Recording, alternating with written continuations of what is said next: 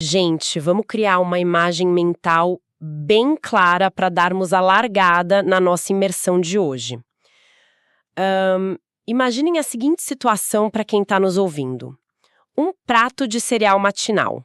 Mas assim, não é qualquer cereal. Tá. É tipo a opção mais super premium do mercado, sabe? Desenvolvida por cientistas, perfeitamente balanceada lá no laboratório. O alimento perfeito, no caso. Exato. Fisicamente, é o alimento perfeito. Ele contém absolutamente todas as vitaminas, todos os minerais, macronutrientes que um corpo humano precisa para sobreviver com excelência. Certo. Só que, olha o detalhe. Existe uma condição inegociável. Quem aceitar essa dieta maravilhosa vai ter que comer esse exato mesmo cereal todos os dias. Nossa. No café da manhã, no almoço, no jantar e naqueles lanches da madrugada. Pelo resto da vida. Sem variar nada. Nenhuma outra textura. Nenhum outro sabor. Nenhuma variação de temperatura. É só aquilo. E assim, em termos puramente biológicos, o corpo estaria nutrido. Mas, do ponto de vista psicológico... Seria uma tortura. Exato. Um tédio absoluto, né? Uma verdadeira punição para o cérebro. Olha, essa é a analogia perfeita para a gente começar, porque escancar uma falha brutal na forma como a gente enxerga a nutrição. Porque, pensa bem, a saúde física de alguém submetido a essa dieta de cereal estaria garantida. Os exames de sangue, muito provavelmente, voltariam impecáveis. Perfeitos, colesterol lá embaixo. Isso. Mas a vontade de viver, aquele prazer básico, bem primal mesmo, de saborear algo diferente, de sentir uma crocância nova, uma temperatura surpreendente. Aquilo estaria completamente esmagado pela rotina, né? Totalmente.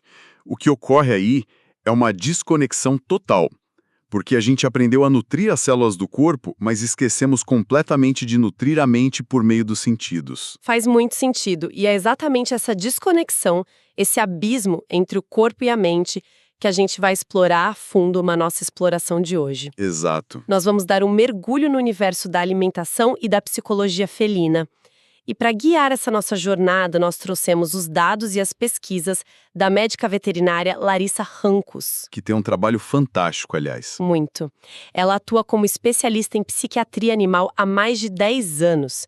Então, a nossa missão aqui hoje é desconstruir um mito gigantesco que acabou se enraizando na sociedade.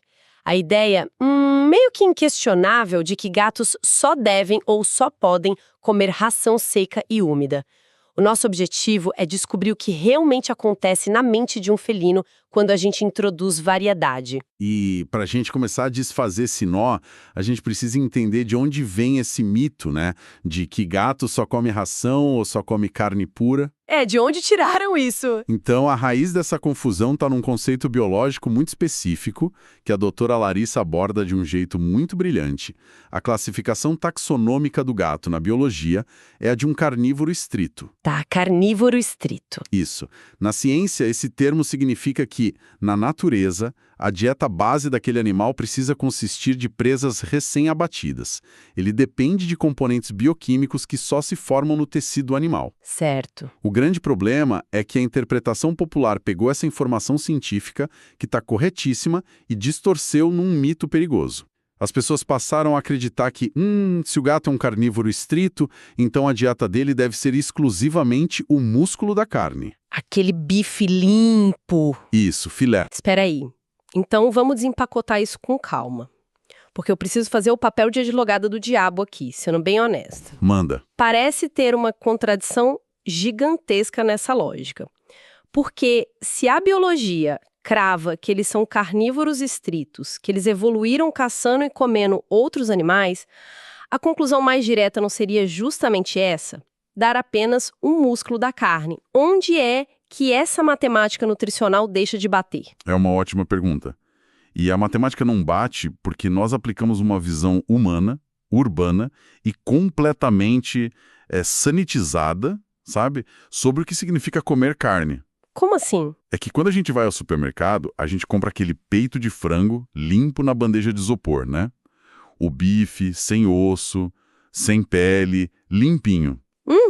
pronto para panela. Só que, na natureza, o cardápio selvagem de um pequeno felino é brutalmente diferente e infinitamente mais complexo. Nós estamos falando da caça de insetos, grilos, libélulas, baratas. Nossa, baratas. Pois é. Pequenos roedores tipo camundongos, além de passarinhos, peixinhos, lagartixas e a grande revelação aqui, o mecanismo que explica toda a nutrição felina natural é que o gato não é um açougueiro. Ele não limpa a carne. Exato. Ele não disseca a presa para comer só o filé mignon. Ele abate e consome o animal inteiro. Inteiro mesmo, com tudo que tem direito. Tipo, literalmente da cabeça aos pesos. Literalmente. O pacote completo inclui a pele, as penas, os pelos, o esqueleto e, claro, os órgãos internos. E a biologia explica o porquê de cada uma dessas partes ser inegociável para eles. Sério? Até o pelo? Os pelos e as penas, por mais estranho que pareça pra gente, funcionam como fibras brutas fortíssimas. Ah, tipo a nossa veia de manhã. Bem isso. Fibras que varrem e ajudam a limpar o trato intestinal do felino. Mas olha, o verdadeiro ouro nutricional está nos órgãos, como o fígado e o coração. E aqui vale uma correção técnica que é fundamental. Muita gente acha que a taurina, por exemplo, é uma vitamina pesada. Mas a taurina é um aminoácido essencial. Tá, e qual é a diferença prática disso para eles? A diferença é que humanos e cães conseguem sintetizar taurina dentro do próprio corpo, usando outros nutrientes. Os gatos não. Caramba! É uma dependência direta. Se um gato não ingerir taurina diretamente do coração ou do fígado de uma presa, ele desenvolve uma cegueira irreversível e até uma falência cardíaca fatal. Nossa, que perigo! E a carne de músculo limpa, aquele bife, não tem taurina suficiente para mantê-los vivos. Isso é fascinante! É uma dependência química direta do formato em que a presa vem. E, assim, se eu me lembro bem do material da doutora Larissa, tem um detalhe ainda mais peculiar sobre consumir a presa inteira. O gato também come o estômago do animal abatido. E esse estômago nunca tá vazio, né? De fato, essa é a peça central do quebra-cabeça. O estômago daquele pequeno camundongo ou passarinho tá cheio da última refeição que ele fez antes de virar a caça. É como se a gente pudesse visualizar esse pequeno roedor quase como se fosse um pastel recheado da natureza, sabe? Um pastel recheado.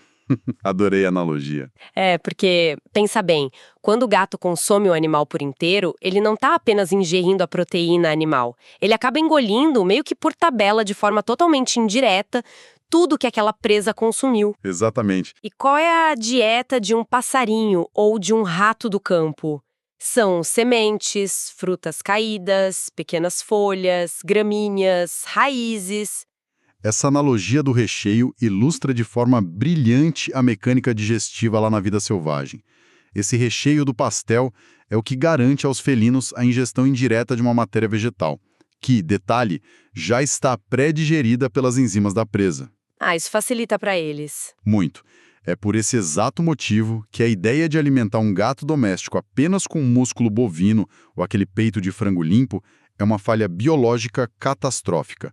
Falta a textura do osso, falta a fibra do pelo, faltam os antioxidantes que viriam daquele material vegetal lá no estômago do roedor. Fica incompleto. Fica. E se a gente olhar além da tabela nutricional, falta a experiência sensorial, né? Na vida selvagem, tipo, numa terça-feira o gato caça um grilo que estala e é super crocante. Uhum. Na quarta já é um rato morno, com uma textura mais fibrosa. Na quinta é um passarinho. É uma sinfonia constante de texturas, de sabores, cheiros, níveis de umidade diferentes, temperaturas diferentes. É um verdadeiro banquete para os sentidos, né?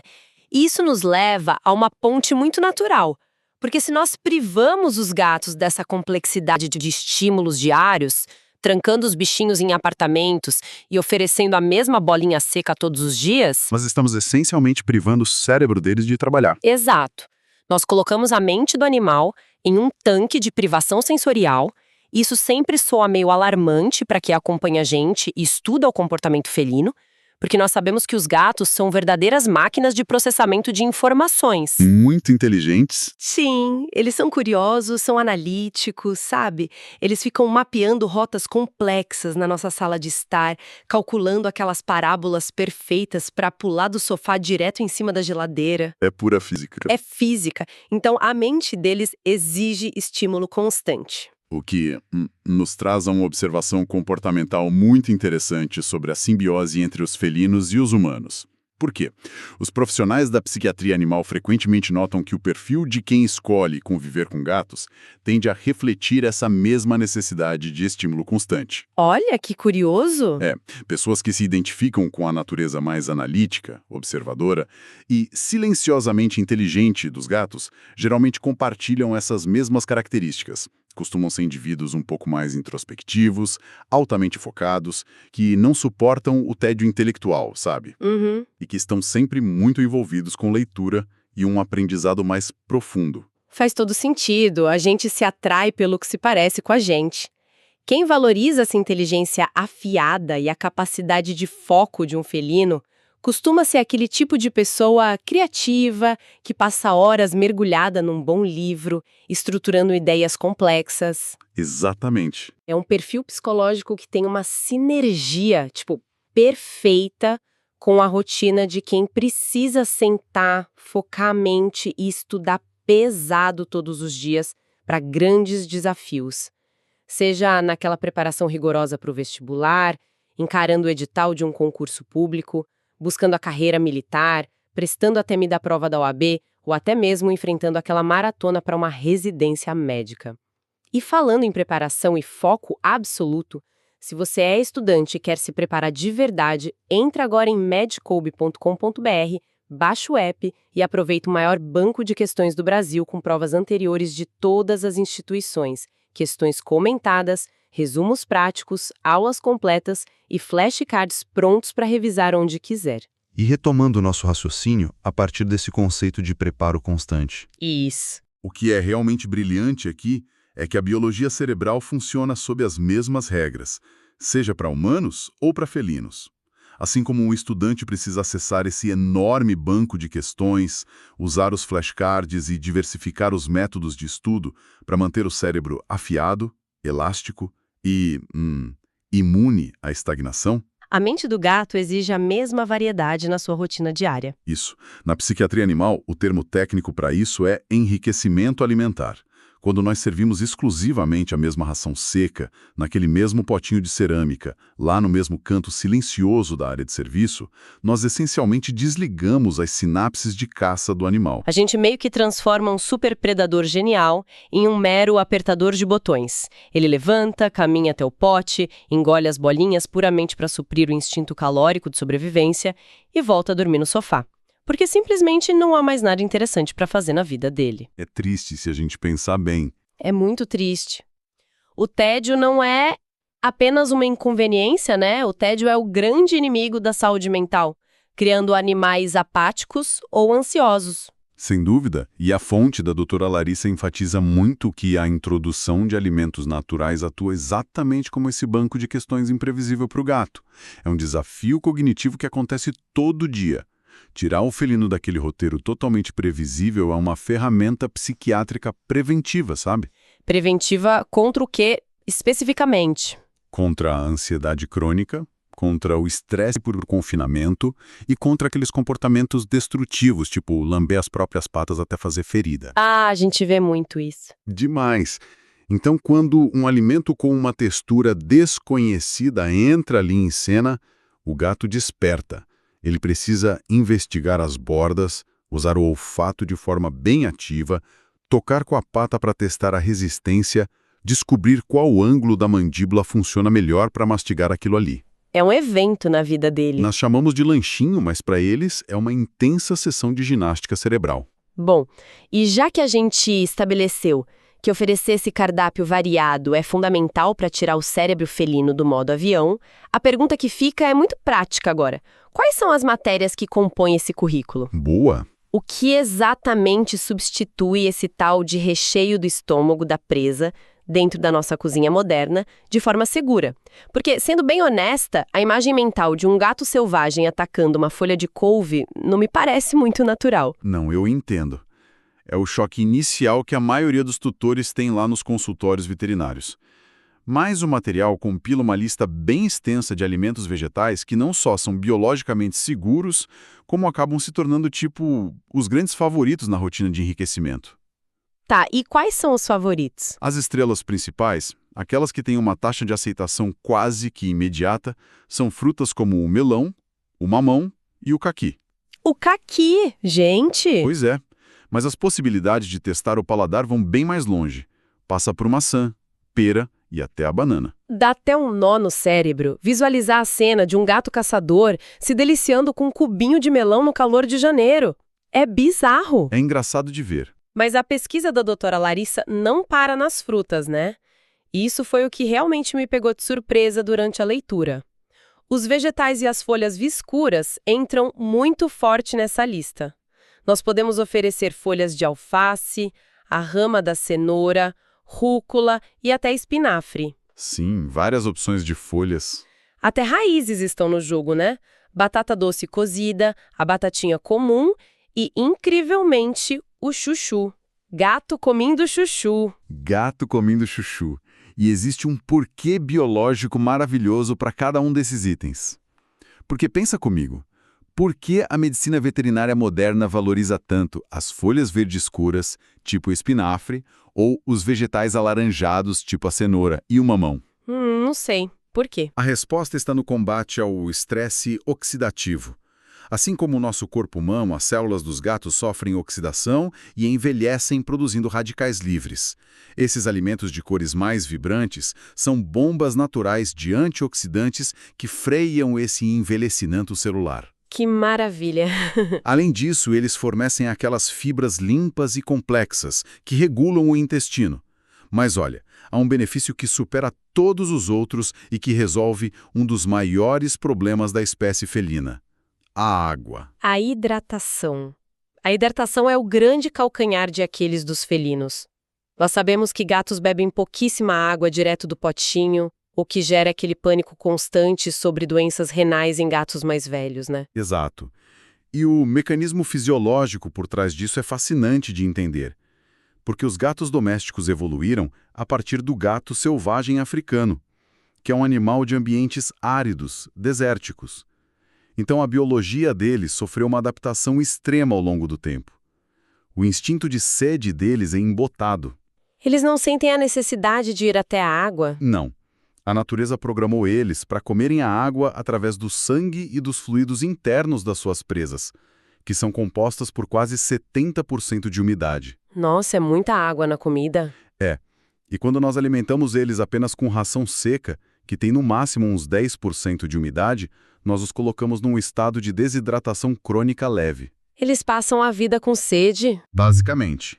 E é por isso que a umidade natural de um pedaço fresco de melão ou a água retida em um chuchu cozido acaba salvando o sistema renal do animal a longo prazo.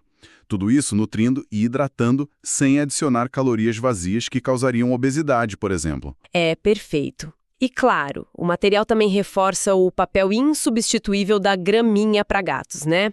Aquela cultivada em vasos que traz essa fibra toda e auxilia na eliminação daquelas famosas bolas de pelo diariamente. Com certeza. A graminha é essencial. E aqui nós precisamos acender um sinal de alerta gigante e frisar algo inegociável que o documento da doutora Larissa destaca assim com letras garrafais. Todos esses itens fascinantes, da batata doce ao melão, entram na rotina apenas como um brinde, um suplemento comportamental, um mimo. Importante reforçar isso. Eles não possuem a carga de aminoácidos necessária para manter o animal vivo. Sob hipótese alguma, essas novidades substituem a ração seca de alta qualidade e a ração úmida em sachê. A ração comercial é o que vai garantir aquela base de sobrevivência que a gente discutiu lá no começo com a analogia do cereal. Exato. Os alimentos naturais são o tempero da vida psicológica do gato, não o prato principal. E por falar em temperar e refrescar a vida, Se descobrir que os felinos não só podem comer vegetais, mas também podem tomar um picolé de batata doce ou um sorvete de caldo de carne nos dias quentes, está sendo uma explosão de conhecimento. Este é o momento perfeito para curtir a nossa imersão de hoje e se inscrever no canal para não perder as próximas explorações. Afinal, a psiquiatria felina sugere exatamente esse uso criativo, né? De forminhas de gelo ou brinquedos de borracha recheáveis para congelar esses alimentos e elevar o estímulo a um outro patamar. Imagina só, criar um picolé caseiro, usando um caldo de carne puro, obviamente sem tempero, misturado com pequenos pedaços de maçã ou cenoura. Isso não é só um agrado culinário. É, na verdade, simular as etapas de uma caçada virtual. Como se ele estivesse caçando o picolé. Isso, porque a textura congelada exige lambidas repetidas. A recompensa vai sendo revelada aos poucos conforme o gelo derrete. Tem a variação térmica. Isso transforma uma terça-feira totalmente monótona num dia memorável e altamente produtivo para as sinapses nervosas daquele bicho. Olha, na teoria é espetacular. O único problema do picolé de carne na sala de estar é explicar para as visitas a poça enorme no tapete depois, né? Ah, verdade. Mas imagino que servir isso no box do banheiro ou lá na varanda resolve bem a logística. Mas brincadeiras à parte, como toda exploração em território desconhecido, nós precisamos de um mapa muito claro dos campos minados. Sem dúvida. A ideia de experimentar é fantástica. É incrível, mas a nossa cozinha humana está cheia de armadilhas que são letais para a biologia deles. Essa transição exige extrema responsabilidade. E a chamada zona de perigo, apresentada nos dados toxicológicos veterinários, não permite nenhuma margem de negociação ou aquela tentativa de, vou dar só um pedacinho. De jeito nenhum. Existem alimentos que nós consumimos para melhorar a nossa própria saúde, mas que mandariam um felino direto para a UTI. Estamos falando aqui do abacate, das uvas e uvas passas, do tomate e, de forma categoricamente severa, da cebola, do alho e do brócolis. Cebola e alho já têm aquela fama obscura, né? Como os grandes vilões tanto para cães quanto para gatos.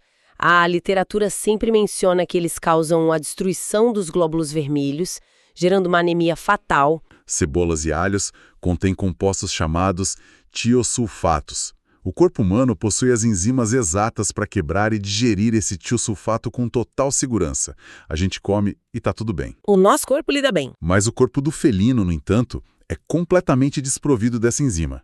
Quando o composto entra na corrente sanguínea do gato, ele causa um dano oxidativo tão violento que as membranas dos glóbulos vermelhos literalmente estilhaçam. Gente, que horror! E no caso das uvas, embora o mecanismo exato ainda seja um pouco de mistério para a ciência veterinária, a ingestão de uma única unidade pode desencadear uma falência renal aguda em questão de poucas horas. Uma uva só? Uma uva só.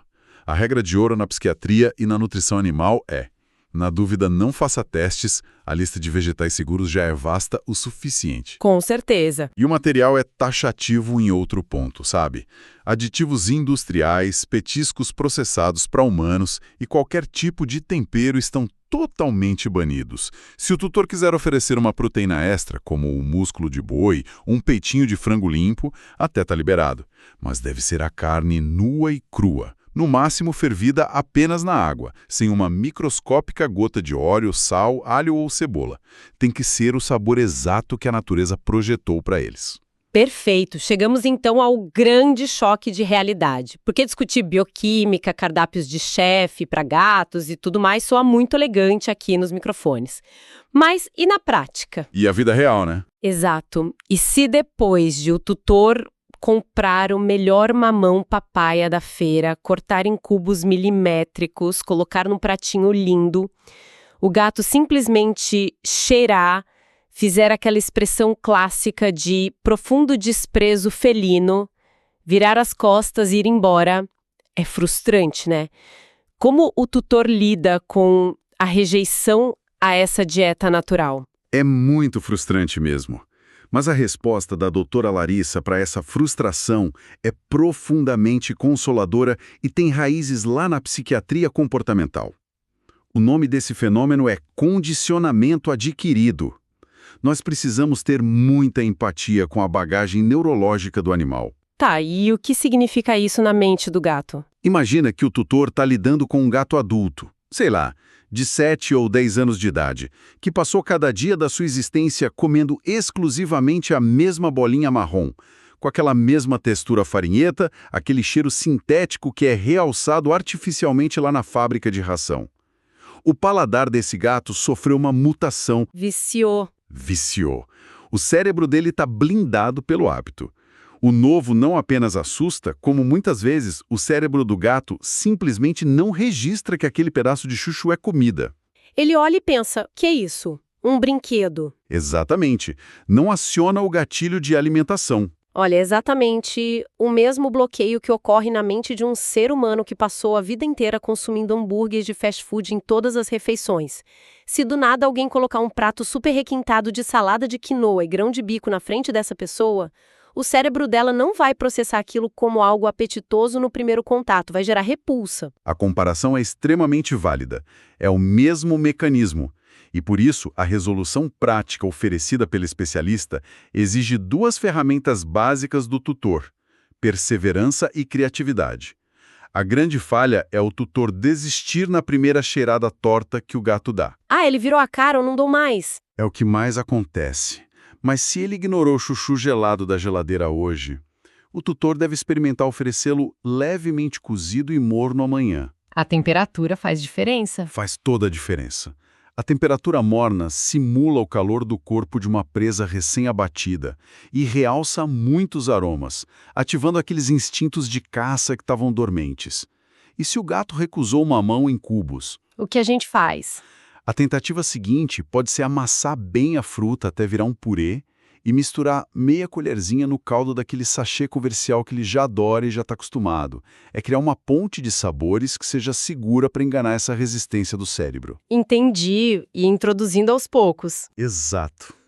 Claro que o cenário ideal, a chamada janela de ouro, é apresentar essa infinidade de texturas e temperaturas logo na fase de filhote, né? Quando o cérebro é uma esponja bem plástica e o paladar está se moldando. Mas para os gatos adultos, o processo é trabalho de formiguinha mesmo. Exige paciência, insistência e muita tentativa e erro. E olha, cada uma dessas tentativas valem muito esforço. Porque se a gente fizer uma grande síntese de todas as ideias, todos os quebra-cabeças que a gente desempacotou nesta nossa imersão de hoje, a mensagem mais poderosa que ecoa lá da psiquiatria animal é que proporcionar saúde verdadeira para um felino vai bilhões de anos-luz além de simplesmente bater as metas de proteína, gordura e carboidrato ali na tigela. Muito além. Nós não somos apenas cuidadores de células ou mecânicos de corpos biológicos. Nós somos os únicos zeladores das mentes desses animais. Enriquecimento alimentar trata de devolver cor, sabe? Devolver sons crocantes, de oferecer desafios táteis, novidades e, acima de tudo, resgatar o direito básico ao prazer de viver para esses seres que muitas vezes passam a vida inteira confinados entre as quatro paredes de um apartamento. E é fundamentado nessa necessidade urgente de tirar os felinos da inércia que o material da doutora Larissa Runkus nos deixa com um desafio tático que é simplesmente espetacular. Qual é o desafio? A proposta não poderia ser mais clara. A sugestão é que quem nos acompanhou até aqui inicie uma pequena missão de descoberta na própria cozinha ainda hoje. O desafio é simples: descobrir apenas um alimento natural inédito que o seu pet demonstre interesse. Pode ser uma pontinha de melão fresco, um pedacinho de batata doce bem cozida ou até uma pequena folha de alface bem lavada. Vale lembrar a regra. Isso, a regra rigorosa é: nada que venha dentro de um pacote com código de barras comercial. E o verdadeiro experimento não é apenas celebrar que o animal engoliu o alimento, mas sentar em silêncio e observar a linguagem corporal dele. Observar as orelhas se movendo enquanto ele tenta entender a nova textura, os bigodes indo para frente em estado de atenção.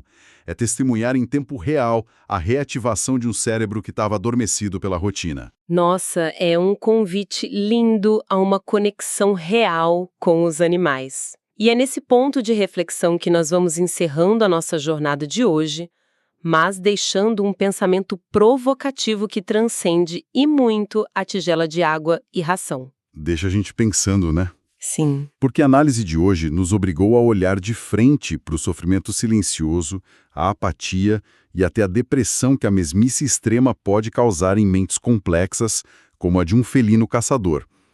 Mas aí eu te pergunto, e pergunto para quem está ouvindo a gente, se nós temos evidências de que os nossos animais de estimação desenvolvem ansiedade e um tédio psicológico profundo pelo simples fato